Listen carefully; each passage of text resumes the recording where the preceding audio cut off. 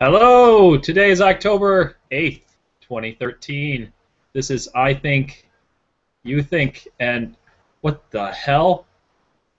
Where, What? man, this internet's getting really powerful. So, if you notice, there's a bit of a difference in our setup. We all know the government has shut down, and we all had to. Move in with my mom. There you go. So, sorry. I apologize. So, yes, this is I Think, You Think. I'm Justin, and actually, next to me is James. Howdy, folks. And Sequoia. Hi. We are your hosts. We carry no credentials worth noting. I Think, You Think is a podcast that focuses on what we, your hosts, think, but also what you think. We believe that the forum of ideas should be open to everyone, and everyone should have the opportunity to challenge and be challenged by ideas. We are not here to pass judgment, but merely discuss ideas and topics. This podcast, first and foremost, is a conversation between us and hopefully you. Feel free to email us, follow us on Facebook, Twitter, and at the Chicago Now blogs, which I've actually done 2 blog posts I noticed. in a row, and on Mondays. Mondays is what I'm shooting for. That's my deadline. So yeah, I'm trying. You're carrying the team over there, man. I'm doing my best. If there are people out there who don't want to be on camera but is interested in blogging, send me an email. We could probably work something out. There would be no money involved, just so you know. Unless you want to donate. Yes, then there would be money involved. All of these can be found in the underbar of the video and also on our Facebook page, which is facebook.com/ithink.youthink. I Think You Think is produced by StolenArts Productions, and we are actually not recording live at Fisher International Studios, but, you know, all of the recording is being done on my computer that's normally at Fisher International Studios, so... It smells like Fisher International Studios. Just so you know. So, there you go. And we are talking about global warming today. Yes. There you go. Global warming is bad. Is that like... That's where we're going to start. Yeah, that's it. That's all we got. It sucks. So, first of all, I don't think that global warming... I don't like the term global warming. I prefer the term climate change, global climate change. Because while it is true that the temperature for the planet is going up, and so it is a global warming effect, a lot of times that doesn't mean that the area that you're in is going to get warmer. Some parts of the world are going to get cooler, but the climate is going to change, and that's the whole aspect of with the increase in the greenhouse gases and things that trap the heat on the planet. The climate changes around the planet. And so that's why I don't like the term global warming. Also, people tend to go, oh, you know, we've just had a rather mild summer, not a lot of hot days. They forget that last year, most of the summer was like over 100 degrees in our area. I think in June or July, by that point, we had something like 20 days in which it was over 100 degrees last summer. And this year, we've maybe had 3 or 4 where they've been that hot. I mean, it's been a relatively mild summer. Oh, yeah. And so they see those types of things and they think, oh, well, and they keep talking about global warming, and it's just the fact that we have these superstorms, we have hurricanes that are becoming more and more crazy. Like before, you'd have a few really strong hurricanes that would wreck the coastline, and now we're having 2, 3, 4 in a season, which is very scary. Not to mention the one Sandy that went so far up the eastern seaboard into New Jersey, New York. I mean, these... Yeah. Discovery Channel, I think it was Discovery Channel, used to do a special where they would talk about hurricanes, like crazy hurricanes that would, if they actually hit New York and did some major damage to it, would wreck all sorts of things regarding our financial institutions, and it would just be a mess. And we're actually seeing that type of stuff is happening now. Yeah. So that kind of gives us a jumping off point for global climate change, or global warming. Well, I do feel that it does seem like that stuff is getting more and more intense, but there's some people that refuse to even acknowledge the fact that anything's happening. That nothing's happening, that we haven't done anything to this planet. We've cleared so much. Everywhere there's a building, relatively, at least around in the area we live, used to be plants, used to be trees, and they take carbon dioxide and oxygen. Is that how that works? That is how it works. I'm doing it right now. At this very moment, yes, you are. The other way around, though. Oxygen to carbon dioxide. Because I'm a sequoia tree. Oh. So funny. Let's restart the podcast. Oh, it's okay. I didn't start it. Again? Yeah. It's like the fourth time today. But yeah, between that and the fact, like asphalt. How hot does asphalt stay? You know what I mean? Like instead of it being like a normal like pasture or trees that would have a mild temperature, it's like burning hot in the summer. There's so many things, all the chemicals that we've released into the air, whether it's cars or the other things. We used to have the aerosols. Yep. Yeah. CFCs. Yeah. Yes. It's no. Yes. It would be insane to believe that all these things we've done haven't affected the global climate. Well, I would have to pull it up here, but what was it? Let me see if I can find it real quick in my massive amount of tabs that are open. So the United Nations Intergovernmental Panel on Climate Change, they released a major report a couple of weeks ago, and they said that it's more certain than ever that humans are causing global warming. So they upgraded their projections for sea level rises, among other things. But basically, they said it's before it was likely, and now they've uploaded it. Yes, they've upgraded it to very likely, like most probably, 95 to 100% probability that it's human caused is causing this global warming. So. Which is about as close to for sure as you can get within the scientific community. Yeah, that's very impressive. Obviously, science doesn't work in the realm of like this is definite. It works in the what is the probability, what is the likelihood, and it seems very likely. But yeah, well, I just it does baffle me that we're even still discussing whether or not we're causing it. I think it's pretty apparent that we're causing it. Like I feel like the people who are fighting it just have no grasp on reality, necessarily. Because I used to live in a mountain range that overlooked LA County, and LA is basically like a giant basin, surrounded by all these mountains. And like back before a bunch of like environmental protection laws went into effect, if you were like standing on the mountain and looked down, it looked awful. The smog cover was ridiculous. You couldn't see anything. And then all these environmental protection laws actually went into effect when I was quite a bit younger. And then all of a sudden you could see all the way to the ocean a couple years into it. Yeah. So there is an effect, and it's visible from different places. So I feel like the people who think we're not to blame for it are just not looking at the facts. They're the kind of people who are like, global warming, but it's so cold right now. Right. It's January. Right. But even, and that's the thing is, even our last winter, we had not the one this year, but the one previous. So two winters ago, it was record amounts of snow that we got. We had blizzard after blizzard, and then this last year we had spots where we had some really bad snowfalls, but in general, it really wasn't that bad. But every time it did snow, it really snowed. Oh yeah. It just didn't snow very often. Right. Yeah. There would be like long times where there would be nothing, and then when it would snow, it would be, it felt like 2 or 3 feet high, but obviously it really wasn't. It was 4, 5, 6 inches at the most, which is a lot for all in one night. Yeah.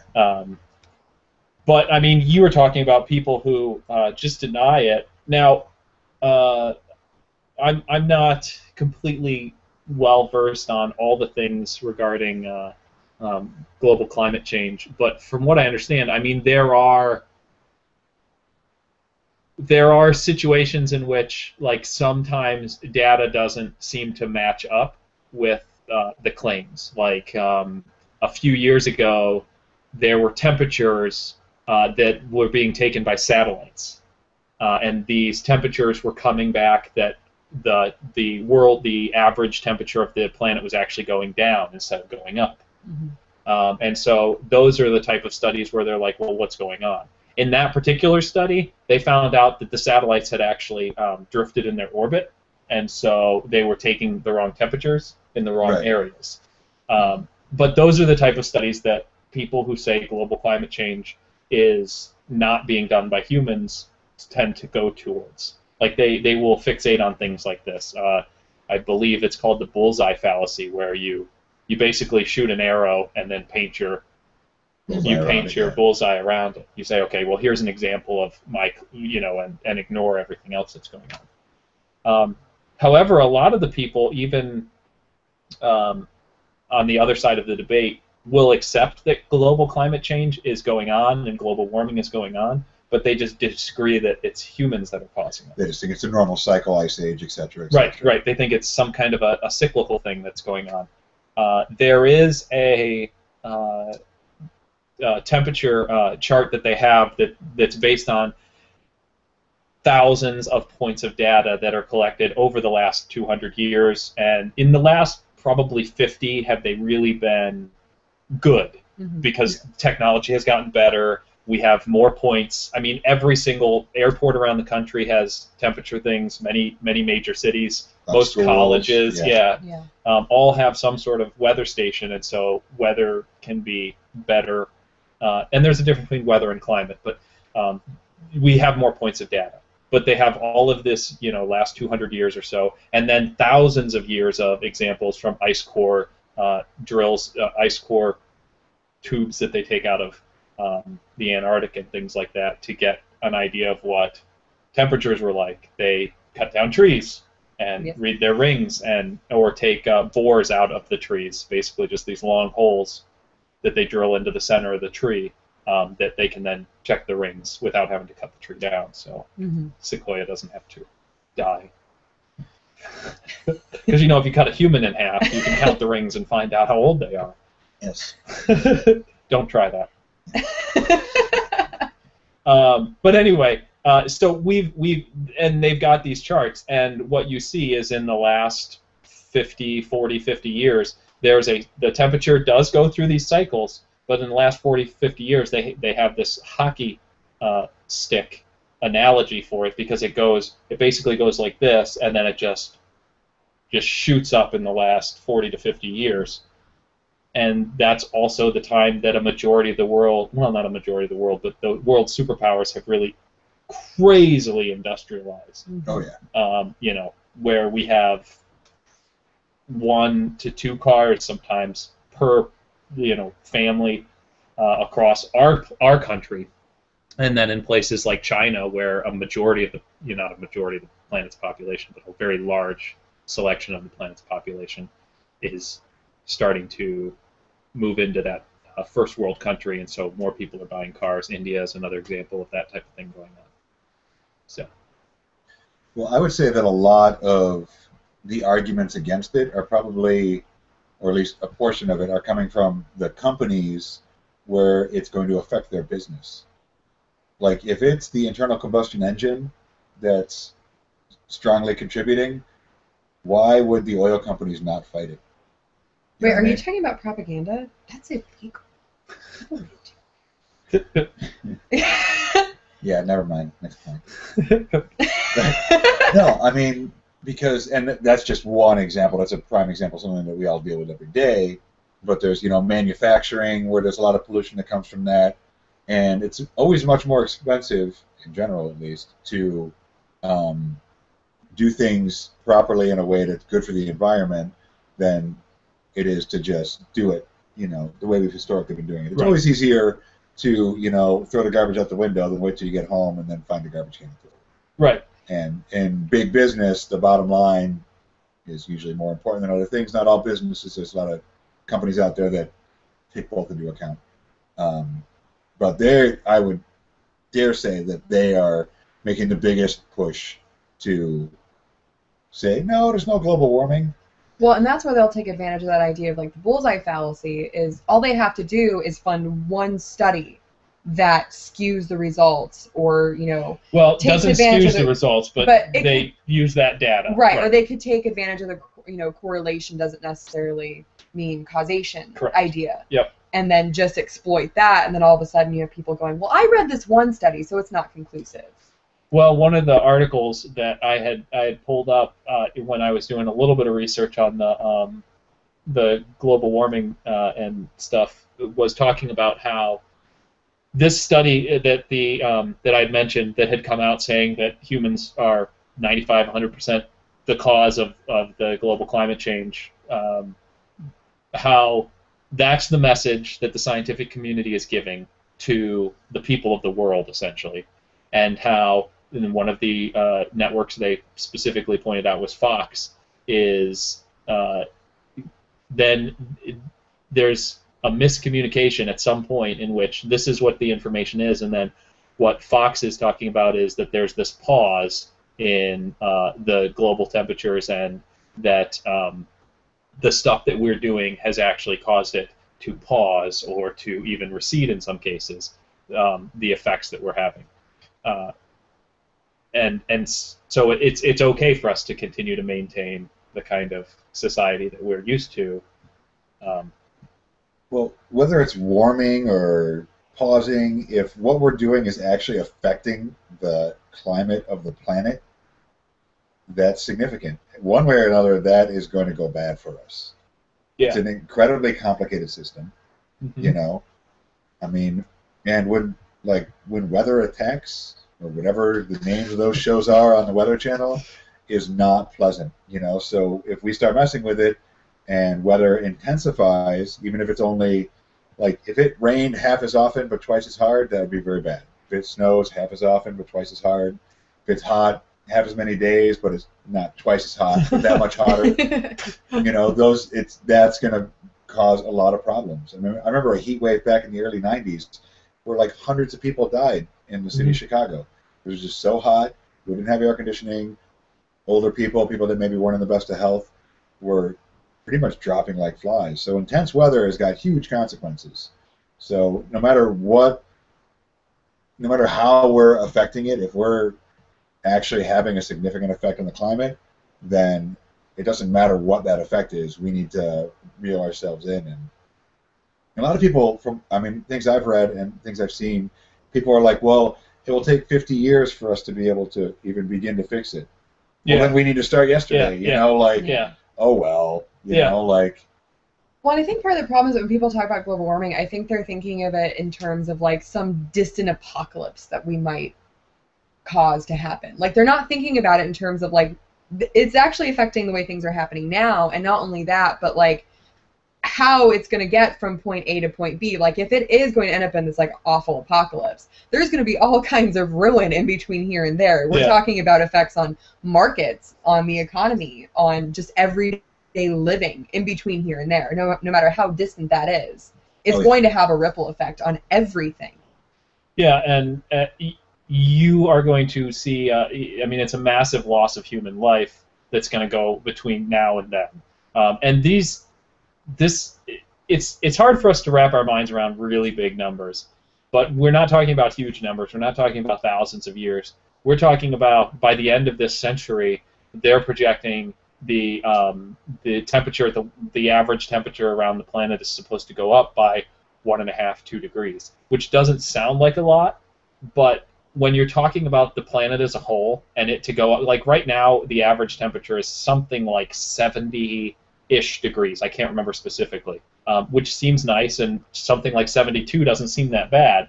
But right now we're seeing the polar ice caps, which used to stay frozen throughout the entire year, are melting completely in the north. Well, not completely. Well, enough that at the North Pole, not completely, but right at the North Pole. And these are actual things that are happening, and that raises the sea level. But yeah, I mean, these are things that are going to happen, maybe not specifically to us.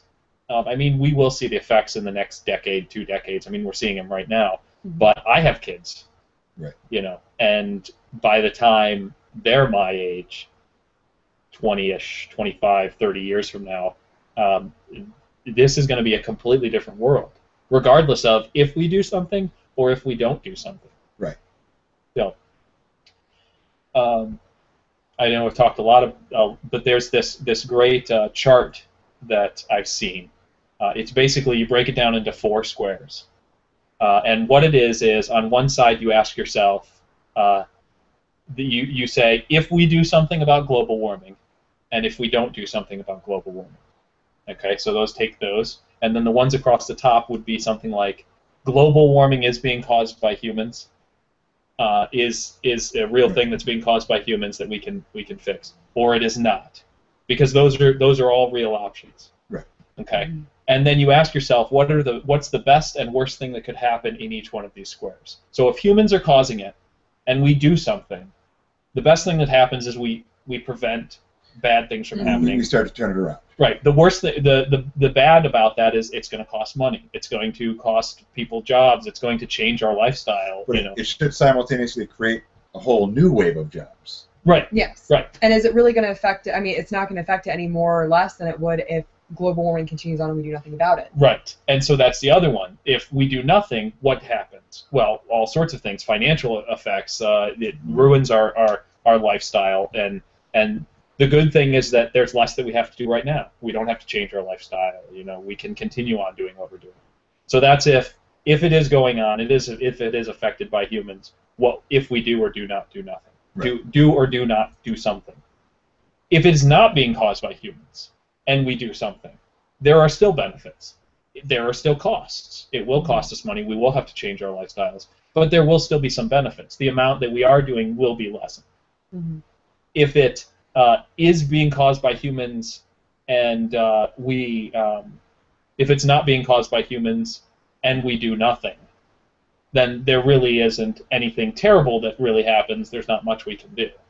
It's out of our hands. Right. And in those 4 different possibilities, the best one that you can do, regardless of whether or not we're causing it, is for us to do something and not do nothing. I mean, you take a much greater risk by doing nothing.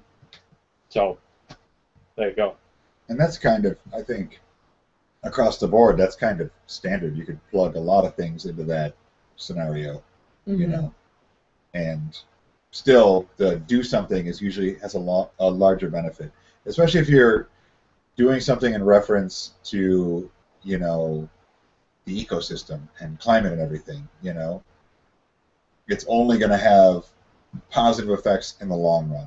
It's going to push us harder towards, you know, non-fossil fuels and renewable energy sources, and like being responsible around our producing. I mean, as we were talking, I was just looking around. I'm trying to think, what can I see that I own that wasn't made in a factory? And then when you think about things that are made in a factory, I mean, immediately, at least myself, I think about pollution and waste. And I can't find anything. I thought I have a blanket over there that my mom made for me, but, you know, the yarn was made in a factory somewhere, you know. So, and the tools she used to make it were made in a factory somewhere. So I don't see anything, except for the 3 of us. There's nothing in here that wasn't made in a factory. Okay. Besides me and Justin, there's nothing here that wasn't made in a factory. So it looks like we have a joiner in our chat here. Yes. Somebody did just join us. We are talking about, if you're just joining us, we're talking about global warming or global climate change, if you prefer. And I was actually just about to switch up where we're going on that topic. And because I was raised in a religious household, there are a select group of people in this country, around this world, who believe that we are living in the end times. Jesus is coming back, or I'm sure there are. I'm not as versed in other religions, but I'm sure there are other very the end of similar. days are near, depending on you know, and so a lot of them, even if they would accept that global warming is taking place, and even if they would accept that humans are causing it, They would say, one, God gave us this planet to do with, to be stewards and do with as kind of we want. And two, it doesn't matter anyway because God is coming back soon, Jesus is coming back soon to judge the people, and it doesn't, my children will probably never die because they're going to go through a judgment. They will just, that's just what will happen, and so it doesn't matter, we don't need to do anything. And so I kind of wanted to open that one up for discussion. Well, go ahead. Weren't people talking about end times like they've been talking about we're living in the end times for a right, very but this long time we are living in the end times. Right. But I mean, the thing is, like, if you think about it, first of all, human history has not been going on for that long. And I feel like, they've been thinking that we're living in end times for quite a while, and it hasn't happened yet. And, relative to how long we've actually been around, like, that's actually a pretty long time for us to be thinking that we're living in end times. And I think for the three of us, that's, we're dropping that out there, and it's not, we don't have a fair, objective perspective on that at all. I don't think any of us can truly be unbiased about this. If you look up end of the world predictions on Wikipedia, like, there's a lot of them. So if it's coming, it's coming. But every other one that they've ever said hasn't happened. So I think we're all better off presuming that it's not happening tomorrow and doing the right thing. And if it happens, it happens. Isn't there something out there that's like if you're having a bad day, just think about how many apocalypses you lived through? Maybe. It's probably a good way to go about it. If there isn't, there is now. Yeah. So if you're having a bad day, just remember you've lived through probably a dozen or more apocalypses. If you're if you haven't made it to preschool yet, you've lived through a dozen predicted apocalypses. There was one in it up, 2012. Yeah, that was like one of the biggest ones. Yeah, that was the one in May, and then it got moved back to October because we needed to reschedule it. December. That was the camping, Harold Camping, right? No. Well, yeah, there was that one, but then there was December. Yes, you're talking about the Mayan one. Yes, that one was a big one. That was huge. I remember hearing about that in elementary school, and I remember being like, "Oh shit." Years and years away, and then I was like, crap, it's 2012. I think we're supposed to be out. And they referenced that. She sold all her stuff. It was referenced in Assassin's Creed. Really? Yeah, there was, in Assassin's Creed, there was, spoiler alert, if you haven't played Assassin's Creed to the end by, and it's an old game, it's 5 or 6 years old. Just stop the podcast. Just stop it right now, pause it, mute it. When you see me go like this, we're good. You have 30 seconds. Okay. At the end, there are numbers along the floor, and you see when you go into super special vision or whatever, and it's the date of the Mayan apocalypse, the 12212012. Yeah. Okay. You can wave your hands now. Okay, you're good. Unmute it. You didn't hear me say unmute it. But. Yeah. There is one vlogger that I think put it the best, is he was like, always deny the end of the world because if you're right, then you're right, and if you're wrong, no one's gonna know anyway. They're gonna be in line behind you.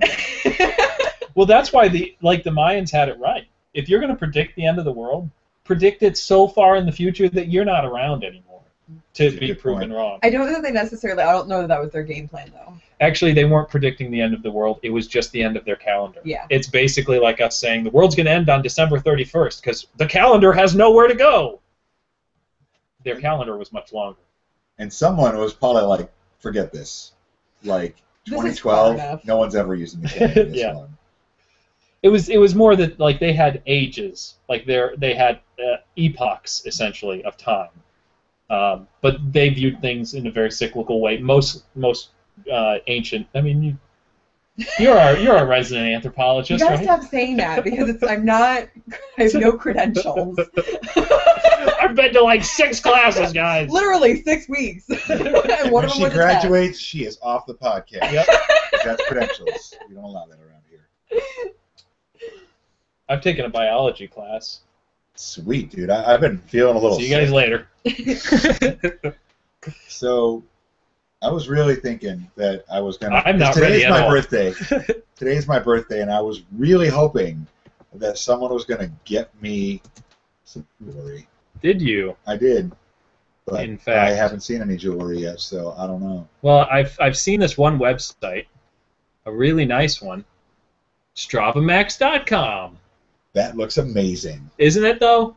StravaMax. Look at all of these links that you hot can off the press. Yeah.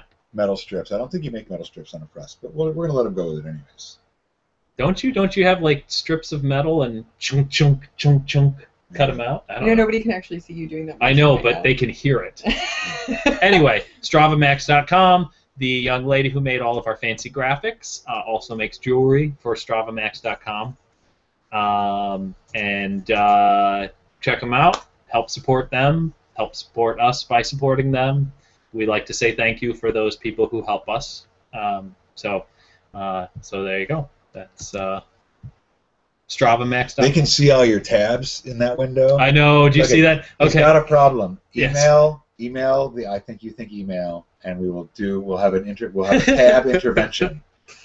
I try to Justin explain. here. Sometimes I try to explain to people like what's like addicts do. Yeah. They try to justify. I'm not justifying. I'm You just have. the It's way okay, my Justin. brain It's okay. the way my It's brain okay. goes. We're not attacking you, Justin. We care. This is a safe space. I know there's swords in here. I don't know. There really is in here, realistically. Well, you're the one closest to the baseball bats. So. That's true. I'll hold the door if the zombies come. No, that doesn't work out very well for the person holding the door, does it? You've already died that way once. Indeed. Yes, indeed. You know, we never really talked about what's been going on in our lives. We went didn't. right into the, like, hey, look, we're all together. That's true. That's really the most important thing that's been going on in our lives. Is that That's we all true. got together. Yeah. This Yeah, is the second time we've all been in the same room. It is. It is indeed. That is a true story. And we are going to be together again In just a couple of weeks. in a couple of weeks. The 29th. Yeah. Yeah. For We're the having I Drink, You Drink Halloween costume party. I Drink, You Drink, episode 3. Yes. If you guys want to join us, you can't physically join us. It's a very small group. It's a very small room. But you can join us on the podcast before the party really gets started and watch me get drunk again. It's true. I will try to slow down this time. I forgot that it was only an hour. I don't know how to control myself. We need an intervention for my drinking too. Yeah, but the intervention for your drinking can't happen until after the I Drink Yeah. You Drink podcast. So. Once that's We'll like save the that for end of November. it, the like crowning end is going to be. Yeah, we'll all be Justin. drunk. That'll be the perfect time for us to be like, you're like, you need to drink more. Justin, seriously, we care about you. Oh, Just drink. We should have a slew of guests. We don't know what the topic's going to be yet, but it should be fun, and it's definitely something you want to tune into live because we might delete the podcast immediately after. Who knows? Who knows what's going to happen? So yeah, that'll be fun. I think we're shooting for like a 7 o'clock, 7 6 or 7, depending. 6 or 7 Yeah. p.m. Central Standard Time is kind of what we're looking at, and we'll get the topic out so you guys can research it. You know, have lots of information, and that's because what we do that every week. we do that every week. Yeah, every week. All the Really time. on top of our game, actually. We write papers, 9 or 10 page papers on it. Yeah, I have all these notes here. You can't see them because of the angle of the camera, but I have like They're right tons here. of notes right under this coffee. So you can tell because of the coffee that there's notes. Makes sense. So we're going to dive into our articles that we have, unless there's anything else anybody wants to talk about regarding global climate change. No, but I have a very comfy hoodie that I like, so that'll be good. To keep you warm? Yep. Okay. I know my parents were really like prepared because they live on a mountain and like on California, so they're saying that once climate change takes over, any like major earthquakes happen, half California's gonna drop off. They're gonna have beachfront property, so that's sort of my plan. And flooding, they're good. I mean, Well, they live like in a stilted A-frame, so I think they're actually gonna be okay. and if they're on a mountain, it's going to be not a lot of flooding for them to be in trouble. So they'll be fine. That's We'll my be game plan. fine this far inland. People on the coast, they're Right. going to have to move. That's true. Well, so my parents will be fine though, because they're gonna be elevated. Up high. Elevated above everyone else. Yeah. We're going to have to move out of my mom's basement before then, though. This whole Yeah. government shutdown thing. So is the gonna have government to- needs to get back to work. I guess it's kind of pointless to even talk about doing anything about global climate change when like When the all government of the is like shut down. federal systems to like help stuff like this are shut down. Well, Wow. maybe they're at home and they're watching. Maybe like now that the government shut down, like all the watching people have been promising they're gonna watch are now watching. As a good where did I put it? I can't remember because I had too many You have tabs too many open. tabs, Justin. This is your sign. This might take a little while, so if anyone needs to take a pee break, now's the time. Why did I? Oh, jeez. Some of these tabs are not important anymore. Yes, the National Weather Service. They are one of the Portions of the government. That are considered non-essential. Sectors. Yeah, that are considered non-essential, and so they are shut down. However, people at the National Weather Service who work there, because they are obviously very good human beings, they're still going to work despite the fact, not that going to work when you're not getting paid is necessarily a good thing, but their job is more important. Their job is so important. It's great to know that they're doing it, but they actually they have these printouts that go out for what's going on in the weather, and so they put a secret message in one of their things that basically, if you read the first letter of the line all the way down, it says, "Please pay us." Nice. But the National Weather Service, despite the fact that they're not getting paid because of the government shutdown, they're still showing up to their jobs. They're still doing what is good to help because they care about what they're doing. At least that's what I believe, is that they care about what they're doing.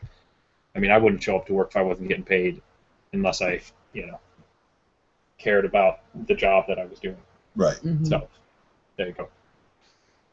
That was one of my articles, so we can dive into anybody else's articles. I've got to get rid of some of these tabs.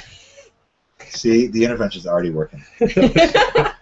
Okay, so this week's science and technology. So I was looking around, and there's this article from earlier this year about 15 current technologies that a child born today will never use.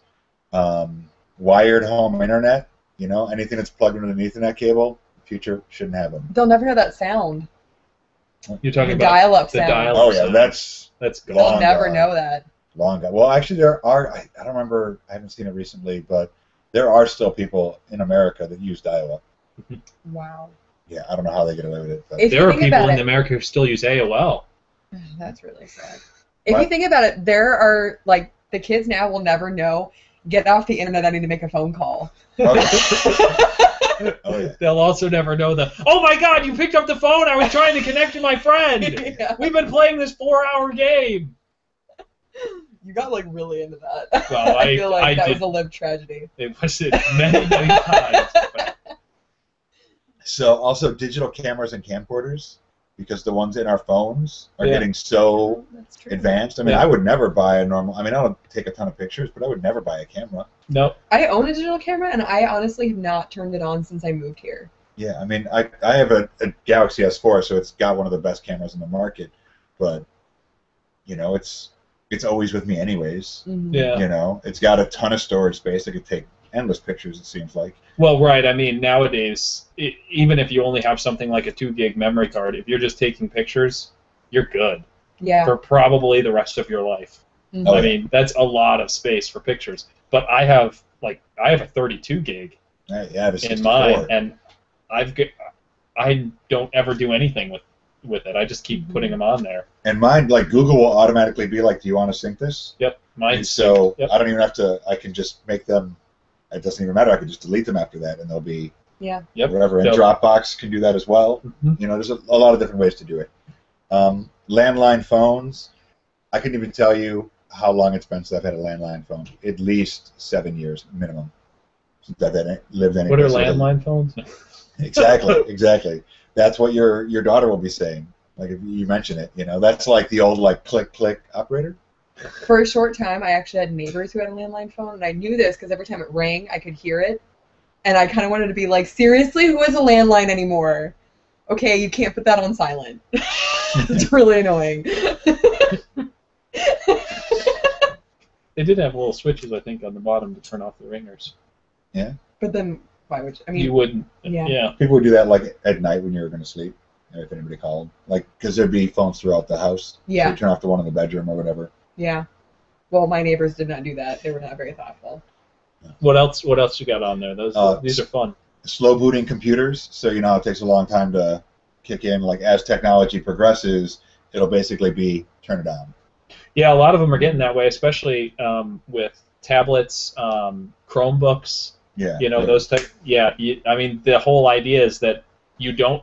If you're just doing Facebook, if you're just sending emails, if you're just writing blog posts, like you don't need a computer that does this. You just need one you open up and it's ready to go. Right. Yeah. The Windows operating system, they're talking more about the interface. It's going to be, they expect it to be a little more intuitive and not quite as Windows-based, but that's... Yeah, the Windows 8 is a step towards that, where everything is going more like smartphones. There's apps and, you know. Right. Hard drives, as we know them, will change. Movie theaters, I don't know if that'll ever completely go away. Yeah. No. I can see them getting more of a... being farther apart, there being less of them and them being larger and more of like a real kind of event to go to. Yeah. Right. I mean, if you think about like drive-ins, they're still I mean, around. how long ago did people say drive-ins are going? Well, they are dying. They are dying. They are, but they're still around. Yeah. You know, and I don't really think movie theaters will ever die out completely because it's the idea of going to a movie. Right. Is that, you know, it's something that you go and do.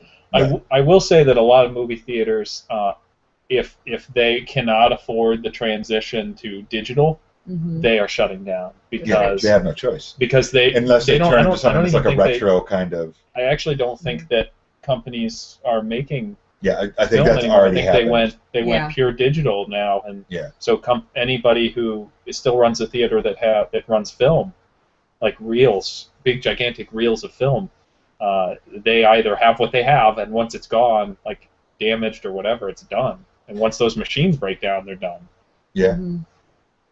The mouse, but I think that's already gone. 3 laptops, no mice. We almost had one. We almost did. Yeah. I have one tucked away somewhere. You never know. He never feeds it either. It's actually really sad. I let a couple of cats loose in the house. See, that one's actually kind of weird because like when I play games on my computer, I prefer to use a mouse over a trackpad. But that's more and more. I mean, you see more and more of the nice controllers, Bluetooth connectivity, so you don't really have to. Right. You know, it's more of like what people consider a conventional gaming experience. I mean, people who exclusively PC game, you know, are very comfortable just in the keyboard with the mouse occasionally. But yeah, I mean, I can see that going away. I mean, the way touchpads work and touch screens, going touch screen, true. Yeah. You know, there's almost no need for a mouse. 3D glasses, they're predicting that the technology is going to get to the point where you won't need the glasses to do it. The actual piece of technology you're watching will be able to handle all aspects of it. Remote controls. Voice controls are voice and gestures like the Kinect. We use Kinect for basically everything. I mean, the only time we have to really pick up the controller is actually to sign on. Yeah, in the first it's really annoying when I'm playing video games with him and he's using the Kinect to control. Attack left, attack right. Desktop computers, I kind of thought they were already gone. Every time I walk into a Best Buy and I'm like, oh wow, they still sell those. I see them being viable as like the kind of stations in a workplace scenario, but as far as a home purchase, and I think even then, I think in most situations it's better to have mobility. Well, no, like an office, you know, where it's all cubicles. Well, even in an office, if you think about it, if they're having like, you know, a company-wide meeting and everybody needs to bring their, you know, laptop, you know, bring something to take notes, they can just pick up their computers and go. Yeah. Yeah. What about like gaming platforms? Because I've never been a computer gamer. Like I play occasionally. Yeah. But I've always been more of a console gamer. Right. But I've always assumed that gaming platforms, unless you want to spend a load of money, which you already have to spend a lot for a gaming platform, but you'd prefer to have a desktop one. Well, you can get more bang for your buck at this stage out of a gaming desktop than laptop because you're trying to fit a lot of stuff into a small space. There's heating issues, things like that. But again, it's just going to get phased out. And with things like the Steam machine coming out, it's basically going to be a PC that's made for doing that. And there's a whole bunch of stuff that Steam is doing because they have it now so you can broadcast your games from your computer to your TVs. part of the Steam cool. OS. Yeah, yeah. And there's another component to it. Maybe we'll talk about it next time in the pop culture. I'll try to find some more information as more comes out, because they're just kind of releasing information this last week. But so that you can already kind of utilize. So it is even, they're like the biggest name really in PC gaming. Yeah. You know, they are the equivalent to Xbox or Sony, because they have their huge marketplace and all these games you can get via them. So them making the move to the TV is really going to be a big push to bring that entire community to the TV. Proper technology that comes with it. So now I can spend X amount of dollars on my Steam machine that allows me to play all those games there, either with their controller or with a keyboard and mouse, I would suppose. Yeah, I mean... and then get a more affordable laptop. There you go. Yeah, okay. You know, or maybe just a tablet. I mean, it's all kind of moving in that direction. So phone numbers. Now already, I know my phone number, and that I know my mom's home number, because it's the same phone number except for the area code that we had when we moved here in 1977. So I remember that, because I haven't started to forget things yet. But realistically, I don't know either of your phone numbers. You're Justin, you're Sequoia, and that's the way you are on my phone. Yeah. You know, and now with most phones sync with Facebook and everything like that, a lot of times it's through Facebook. Like, you can actually go onto somebody's Facebook from your phone and call them. Yeah. Via that. And yeah, I mean, I know my phone number. I obviously know my home number that I grew up with. Like my brother's phone number, numbers that I had to memorize years ago. Yeah. Right. You know. Right. But if it's ever, like in general, if it's a number you get just into a smartphone, yeah, it's just all by name. Yeah, and nowadays, I mean, do you remember back when, before smartphones, a lot of even feature phones don't have this problem anymore, where you couldn't back up phone numbers. So when you transitioned to a new phone, you had to go through and add every single person. You had to like write them down before you traded in your phones. Yep. Yeah, when I got a new phone. Do I really like them? Am I going to take the time? Yeah. No. You don't need it anymore. When I got a new phone, all I did was I signed into it as me. You know, my SIM card was in there, and bam, all my contacts were on the phone, already ready to go. Backed up to Google and. Yep. See, now the side effect of that is sometimes when I'm looking for a number, I'm like, who are half these people? Yeah, I don't remember because when it's synced with Facebook, it's synced with people that I'm friends with on Facebook that I don't communicate. They are people on other side of the world, other side of the country. I don't talk to other than on Facebook, and I have their phone number in my phone. Right. And that's I'm never going to call this person. Yeah. Right. I don't, like, for me personally, and this is a little off topic, but I don't sync my contacts in my phone with Facebook, just my Google backup. Okay. Because it becomes too much. There's a lot of. Because even if they don't have a phone number, it'll be in there. Yeah. Under your contacts. And it just becomes too much. If I'm looking for somebody, like, I haven't texted them because it's a new phone or just not someone I contact often, it's like. You know, these phones have this feature where you press a button and you talk to it, and it will find the person for you. Okay. So the next thing is speaking. No, just kidding. Specifically for Justin. Primetime television, and this makes sense. Yes. Between on-demand and things like Netflix and Hulu and being able to DVR things, when something plays live becomes less and less relevant. Like I was talking with my mom, we were upstairs, about the new show Blacklist, which is really great. I don't know if either of you have seen it. I really enjoy it. But I thought she'd really like it, which she did. She watched it. She really enjoyed it. She's like, what channel is it on? I'm like, I have no idea. Because I set it up to record like a week before it ever played, and I just came home and it's on my DVR. Yeah. You know, I think it's on NBC. I'm almost positive now. It's also on Hulu Plus. It's a really good show, but when she asked me, even though I really liked the show and I had watched it and I was planning on watching it again, I couldn't tell you really what day of the week it's on. I couldn't tell you what channel it's on or what time it starts. Yeah. Just someday I'll get home and there it'll be, or maybe I'll be home that day and it'll be recording. But isn't that really what it matters most? Is that nobody really ever asks much more like, oh, what channel's on? It's like, oh, is it on Netflix or Hulu? Yeah. Or the only time it's relevant what channel is on is if you're watching it like on demand. Right. Yeah, and most companies have at least partnered with Hulu, if not with Netflix, to get their stuff out. I mean, there's a couple who are like holdouts, and it's like, why? Like HBO has their own thing. You have a subscription, you can have HBO. Right, but I mean, I'm talking about network TV, like CBS, I think. Well, CBS have anything on? I don't know. Again, I couldn't tell you what's on what, but I know like with not the cable that we have now, but the cable we're going to get, they have on demand for all the 5 main networks or 4 main networks. So between that and Netflix and Hulu, and again, it doesn't matter when it plays. It's when is it on Hulu or right. I recorded it. There it is. So primetime television, that 5 to 8 o'clock range or 5 to 9 o'clock range, whenever it is. Yeah. When families are supposed to be sitting down to watch TV, they're not necessarily maybe Tuesday night's the night. Maybe they're not watching the stuff that's on Tuesday night. They're watching the stuff they recorded last Thursday and that show that was on HBO on Sunday and something that recorded, on Monday. Yep. So primetime television is probably already kind of, they have to be feeling the effects at the network that it doesn't matter quite as much. Yeah. But at the same time, for them, it's got to be much easier for them to track how many people are watching. By how many people are recording. Right, because it's so digital now that Yeah. getting that information is got to be right there for them. Well, I mean, it's nice, too, because, premiere times don't really matter anymore. It's not like, I really want to see that show, but I missed when it was on. You can just watch it whenever. Yeah. However, I will tell you when it does matter when a show comes out is when you're on Tumblr and people are live blogging the finale of Breaking Bad. Whoa. Just saying, if you did that, I don't like you. You know who you are. I was going to say, you seem upset about that. Would you like to talk about it?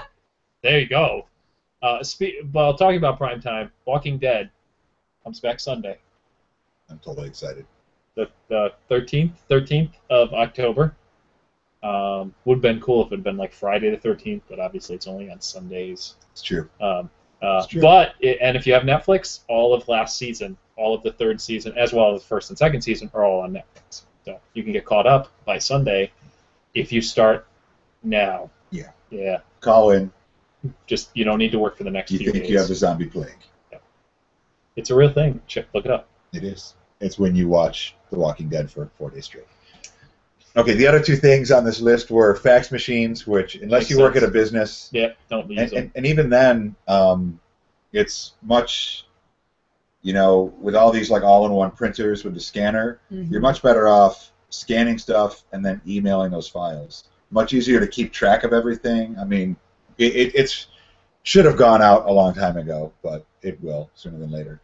And then optical discs, DVDs, Blu-rays, and things like that as things go digital. I mean, I own a lot of Blu-rays and DVDs over here. And all that alcohol's Justin's. I don't know why he brought it over. It's really weird.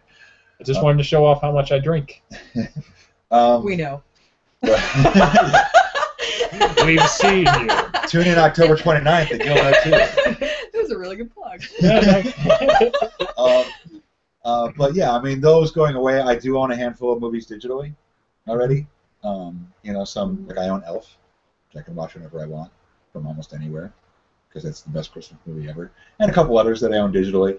But it's gonna continue to go that way. I think it's gonna take longer to go completely there though, because people do like to own their media, literally own it. Because if you buy it digitally, people can take it away from you. Yes, it's licensed, and Right. you pay for a license. You don't actually pay for the movie itself. Right. You pay for the license to watch it for a certain amount of time at any point in the future until they decide to discontinue that license. And that's all in those terms and conditions that you sign, that you click and say, I agree. And those are my disappearing technologies. Yeah, So. yeah. Those are good technologies. That was good. We should have done a show just on that, man. Right? Took almost the whole second half. It's true. 5 minutes. I mean, I have a yeah. Hey, I'm okay okay. with us going over a little bit. I just told her, no, that's how much time she has. We have more articles. No, okay, all right, good. Because I had like 7 5 minutes tabs. for all of mine. Okay, so one of the ones I brought up was about woolly mammoth comeback and the ethical challenges of the idea of de-extinction. Oh, like Jurassic Park type of Yeah, stuff. yeah, So yeah. I mean, they're actually talking about trying to do it, but not with dinosaurs. More like well, ones. yeah. First of all, ones that we can actually access the DNA, things that went out. Right. Somewhat recently. Where we still actually have their DNA. We're yes. not like drilling into stone Exactly. and trying to find DNA. It just go. So they're talking about the woolly mammoth, and I thought this article was really interesting because it was talking about sort of the idea of where would they live, what would they eat, could they even eat things that we have now because of the way, you know, microbiotics have changed and stuff like that. But I kind of wanted to ask you guys, like, if there was one species that you could personally choose to bring back, do you have one in mind that you would want to bring back? The brontosaurus. That's going right for dinosaurs. Yeah, he was like, you know what, screw it. It's like, screw it. I don't care if the science doesn't. Why the brontosaurus? That seems like such a random pick. Because if you're gonna do something foolish, why not do something gigantic and foolish? But like I think sounds like they, you know, I think. Well, if you're gonna do that, why not do something that can eat you? A brontosaurus could easily eat me. It's an herbivore. Yeah. Yeah, but they're gigantic. And second of all, I don't think that they're actually called brontosaurus. I believe that they're brachiosaurus. Brontosaurus was the original name. How do I end the podcast? When they had an incorrect skull for the body. But our fact checkers, our team of fact checkers, yeah, you guys. That's just a zombie head that has coffee cups in it. Oh. I mean, it might be. Anyways, I don't know. I don't know if there's something. I mean, I guess if I were, I would look through some things that were much more recently extinct. The farther back you go, the less likely it is that they're even going to survive, and could cause major problems in the ecosystem. It's probably a bad idea, anyways. Yes. You know, you'd be much better. That money would be much better spent trying to maintain what has survived this long. And that was actually one of the things that they brought up in the article, was that point. If they do succeed in sort of this like de-extinction idea, will that take away from efforts to keep things from going extinct? Because once they go out, I could already name like 15 of my Facebook friends that would use that as their argument. Right. You know, we can just bring them back. What does it matter? We can just bring them back. Who cares about the California condor? Yeah, we can. 20 years, we'll make like 50 of them. Yeah, we'll just. If they're going extinct, we take some DNA of one. Not to mention the fact that even if we brought it back, how many versions of the DNA for woolly mammoths do we have? Yeah, so it's not horribly there's actually probably quite a few, I would imagine, with woolly mammoths, just because the quality of the specimens that they have found. They have found some that are beautifully preserved. You're ruining my argument. But, you know, it's a valid point, because you need, like, how many for that type of animal do you need to restart a population? That's one of the biggest problems with trying to protect a lot of the species that are going extinct currently. Is there enough genetic diversity in the species of the creatures that actually still exist that you have access to actually restart those populations? Right. I mean, you still have to have a big enough population. I mean, humans. You can't restart the population across the globe with like 30 people. You've got to have like 200, 300 different enough genetic variation in order, or it bottlenecks and peters out. You know, it basically you end up having too much whatever. It's science stuff that I don't we really don't know understand. What any of that means. I'd want to bring back the dodo bird. I can see that one. That one's kind of interesting. I feel like it'd be a good house pet. Can we bring back the unicorn? Yes. Sweet. Yeah. Don't shatter his illusion.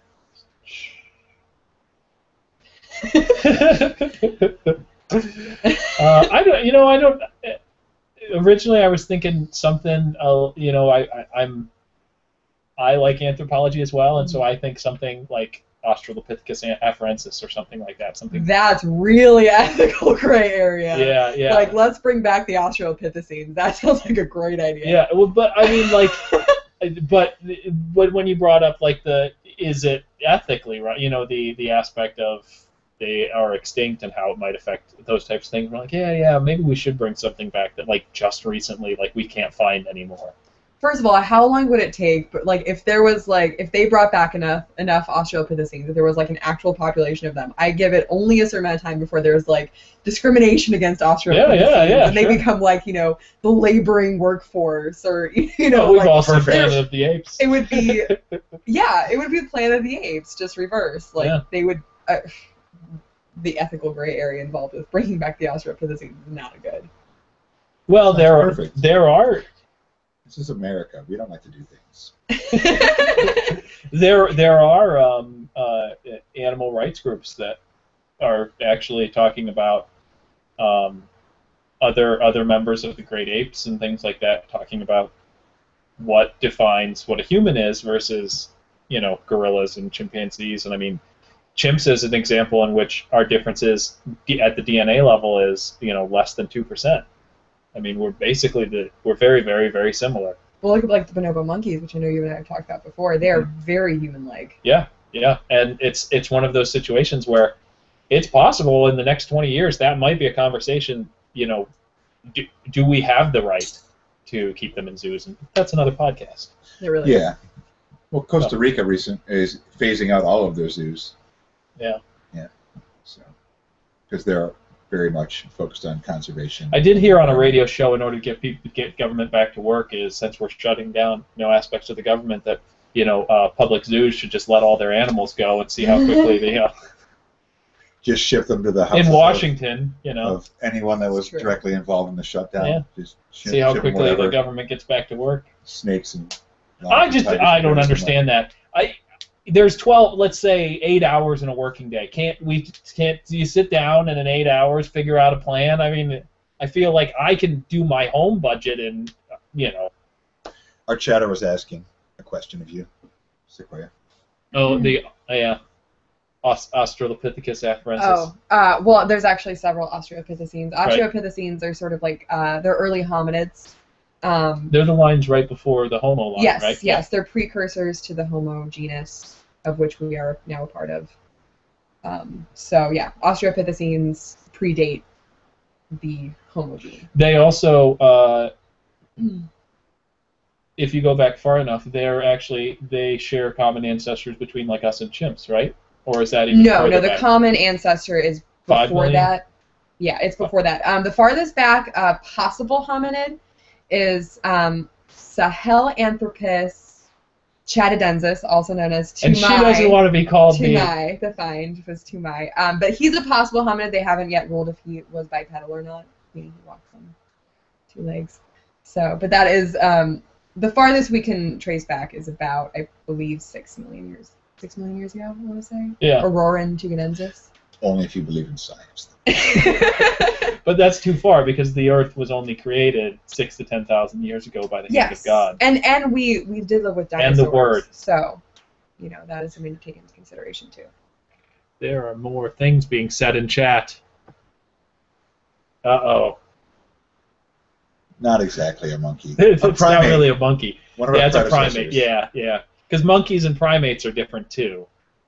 Yes. Yeah. Well, we're no. We share common primates. ancestors. Right. Primates is Great sort apes, of an apes. umbrella term. Yes. For there's like apes, and then there's monkeys and chimps yes. and lemurs. Lemurs, yes, they are actually part of the prosimian group. So. Getting very scientific. It sounds like we have credentials. We need to end this podcast before someone gets the wrong impression. It's true. To be fair, this was all on my exam last week, so if my anthropology teacher ever watches this, I did study. We get extra credit. So yeah, we've got lots more articles, but we are at the very least at time, if not over, because we did start a little late. Yeah. This was really fun. I really like this format. Me too. But hopefully we can do it more. I think it generates much more lively discussion, and if we get mad at each other, we can hit each other. Makes me wear pants. Which is always a good thing. Not that I'm speaking from experience or anything. You seem very well versed in this subject. See how much alcohol I have over here? Are you sure we want to do a live I Drink You Drink? We're locked in now. We've already told the world. I got people coming over. I'm gonna be dressed up. I'm not sure if anybody else is. Like I said, pants. So, thank you for joining us for this fun. I think you think. I was gonna say landmark. I guess it is. Kind of, yeah. A little bit, yeah. So hopefully we can do more. If you guys, if you folks, I'm really bad at that still. If you folks enjoyed it, please let us know. You can comment on our Facebook posts. You can send us emails, like videos, share, let people know about us. We are always looking for people who want to come on the show, if you know, as guests or in our chat rooms, whatever. I mean, it helps us generate more stuff to talk about, and that always makes for a better show. So some of our best shows have always been when there have been people in our chat rooms, people also on the show with us. So it's something you guys can be part of. There you go. We will see you next time, next week. We should be talking about political social. No. Yeah. Political social is next week. So political social. Then we've got pop culture, and then I drink, you drink. So there you go. We will see you next time. Bye, folks. Thanks for joining us.